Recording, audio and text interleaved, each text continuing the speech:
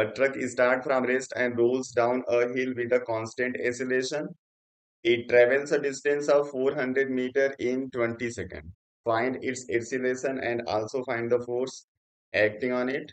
यहाँ पे इसका मास मेंशन कर रखा है 7 टन और 1 टन में 1000 kg होते हैं, ये आपको पता होना चाहिए। इस प्रॉब्लम में इसने मेंशन कर रखा है, कभी कभी मेंशन नहीं भी होता है। तो चलिए, यहाँ पे जब ऐसा कोई भी फिजिक्स का प्रॉब्लम आता है तो आपको करना कुछ नहीं है, सबसे पहले आप प्रॉब्लम को ध्यान से पढ़िए और वहां पे जो जो इंफॉर्मेशन दी गई है उसको आपको सिंबल के फॉर्म में लिखना है। मींस फोर्स दिया है तो आपको F इक्वल टू लिखना है, ये नहीं कि फोर्स इक्वल टू आप लिखोगे, नहीं फिर आपको फॉर्मूला दिमाग में नहीं आएगा, कभी कभी मिस हो जाता है। तो चलिए, यहाँ बोल रहा है कि अ ट्रक स्टार्ट फ्रॉम रेस्ट, और जैसे आपको पता चल गया कि ये स्टार्ट कर रहा है रेस्ट से, मतलब इसका जो इनिशियल वेलोसिटी u होगा वो 0 होगा। अब कांस्टेंट एक्सेलरेशन से मूव कर रहा है, जो डिस्टेंस कवर करता है 400 मीटर इन 20 सेकेंड, मतलब डिस्टेंस ये कवर कर रहा है 400 मीटर और इसमें टाइम ये यूज कर रहा है 20 सेकेंड। तो कह रहा है फाइंड द एक्सेलरेशन, इसका आपको ए बताना है, और कह रहा है कि मास अगर इसका 7 टन होगा तो मास यहाँ पे दे रखा है 1 टन में 1000 होते हैं, तो 7 में कितना हो जाएगा, 7000 kg। आपको एफ भी बताना है। तो अभी इन दोनों को छोड़ते हैं, अभी इन चार को देखो।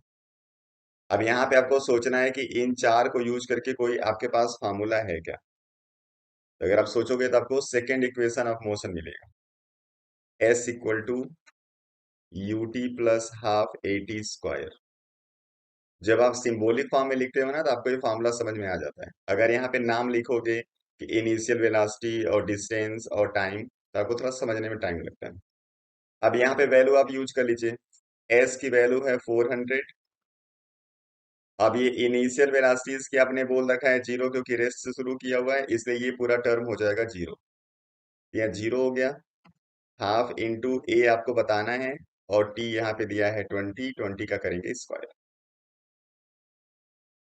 अब ये 2 यहाँ पे डिवीजन में है, इधर आके मल्टीप्लाई करेगा तो आपको लिखना है 2 इंटू 400 इक्वल टू 400 ए, क्योंकि इसका स्क्वायर करने पे भी 400 मिलेगा।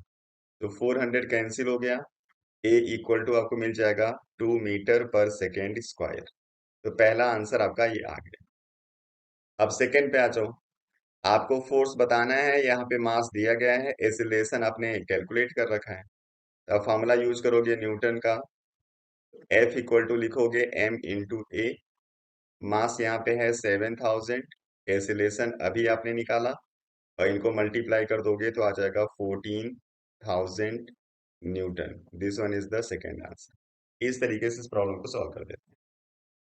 चलिए नेक्स्ट वीडियो में फिर आते हैं दूसरे प्रॉब्लम के साथ। Thank you.